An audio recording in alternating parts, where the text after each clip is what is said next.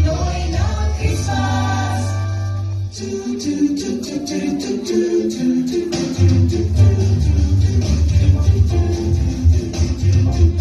Sa pagdating ng Happy New Year, lahat nagsasayahan. Panibagong pag-asa ang darating sa bawat pamilya. At sabay sa countdown, laging lahat nagbabati na. Wala nang masisiyaw pa kapag ang lahat magkasama. Ganyan ang Pinoy, parang walang problema.